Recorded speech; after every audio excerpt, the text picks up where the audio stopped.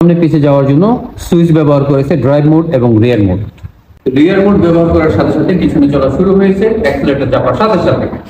এখন আমরা দেখাবো সামনের দিকটা। সামনের চাকায় ব্যবহার করেছে হাইড্রোলিক ব্রেক। দেখতে পাচ্ছেন সেফটি মেইনটেইনের জন্য ব্যবহার করা হয়েছে বাম্পার, চমৎকার বাম্পার, সাথে বক্স ব্যবহার করা হয়েছে এবং পাদানি এক্সট্রা। দেখতে পাচ্ছেন খুব চমৎকার পার্কিং লাইট। এই পার্কিং লাইট আপনাকে সুন্দর একটা লুক দিবে। হেডলাইট অসাধারণ আলো আছে আপার এবং ডিপার। সামনের ইন্ডিকেটর ডানে এবং বামে। দেখতে পাচ্ছেন খুব চমৎকার স্টাইলিশ চাকা, পিছনের চাকা 1000 ওয়াটের শক্তিশালী ডিফারেন্সিয়াল মোটর ব্যবহার করা হয়েছে। অসাধারণ সাসপেনশন, ডাবল সাসপেনশন। আসসালামু আলাইকুম সুপ্রিয় দর্শক, আজকে আমরা আপনাদেরকে দেখাবো পাওয়ার স্পোর্টস। পাওয়ার স্পোর্টস বাইকটি আবার অ্যাভেলেবল হয়ে গেছে, তাই আপনাদের জন্য নিয়ে আসলাম।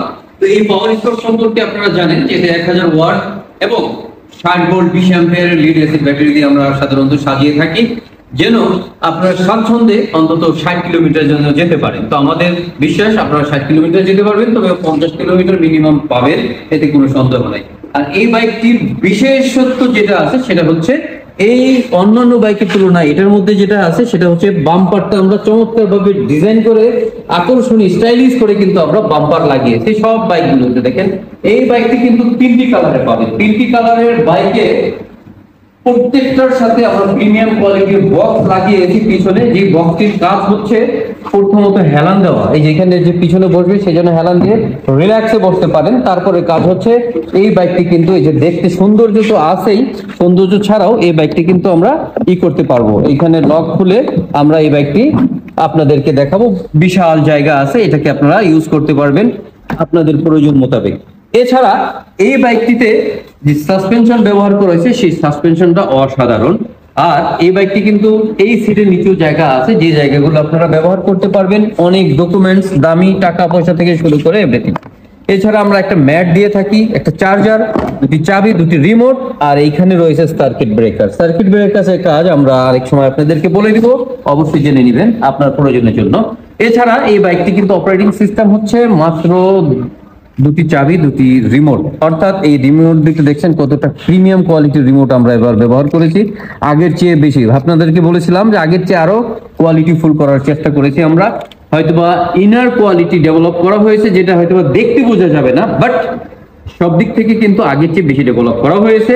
রিমোট দ্বারাও কিন্তু স্টার্ট করা যায়, সেটা আপনারা জানেন। তারপর আমরা একবার করেই দেখি, আপনাদেরকে দেখাচ্ছি। এই যে পাওয়ার বাটনটা ডাবল প্রেস করলে স্টার্ট হয়ে যাবে। স্টার্ট হয়ে গেল। আমরা দেখাচ্ছি ড্যাশবোর্ডটা। এই যে ড্যাশবোর্ড দেখতে পাচ্ছেন, স্টার্ট হওয়ার সাথে সাথে কিন্তু পার্কিং দেখাবে। এটা জাস্ট ব্রেক চাপলেই কিন্তু রেডি মোডে চলে আসবে। ওকে, এছাড়া যদি আপনারা দেখেন এর সামনের যে লাইটিং সিস্টেমটা আছে, আমরা যদি দেখাই, অর্থাৎ পার্কিং লাইটটা যদি দেখেন, অসাধারণ পার্কিং লাইট।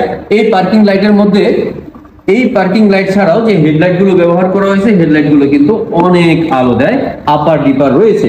এছাড়া ইন্ডিকেটর লাইট তো রয়েছেই। ইন্ডিকেটর লাইট আপনারা দেখতে পাচ্ছেন, ইন্ডিকেটর লাইট ডানে বামে, এই যে এদিকে সামনে পিছে, এবং ড্যাশবোর্ডেও দেখাবে যেন আপনারা ভুলে না যান।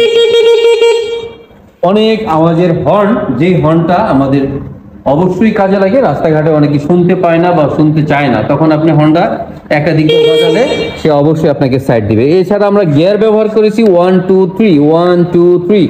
এখানেও কিন্তু শিফট হচ্ছে 3। ড্রাইভ মোড এবং রিয়ার মোড, পিছনে যাবে সামনে যাবে। আর গাড়িটা যেহেতু আমরা রেডি মোডের কথা বলেছি, যদি রেডি মোডে থাকে পার্কিং মোডেও নিয়ে আসতে পারবেন। জাস্ট এই পি লেখা সুইচটা একবার চাপলেই পার্কিং মোডে চলে আসবে। এছাড়া এই পি লেখা পার্কিং মোডে আসা ছাড়াও 10 থেকে 15 সেকেন্ডের মধ্যে এটা অলরেডি হয়ে যাবে। জি দর্শক, তো আমরা এই মুহূর্তে আপনাদেরকে দেখাবো এটা কিভাবে অফ করতে হয়। যেহেতু আমরা রিমোট দিয়ে স্টার্ট করেছি, রিমোট দিয়েই অফ করব। জাস্ট এই যে আনলক বাটনটা আছে, এটাকে প্রেস করলে বন্ধ হয়ে যাবে। বন্ধ হয়ে গেল।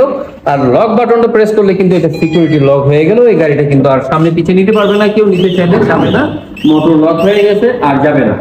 আর এরপরে যদি ধাক্কা ধাক্কি করে কেউ, তাহলে কিন্তু এটা অনেক আওয়াজ দেবে। তো ধন্যবাদ সবাইকে সাথে থাকার জন্য। দেখুন, আল্লাহ হাফেজ, আসসালামু আলাইকুম।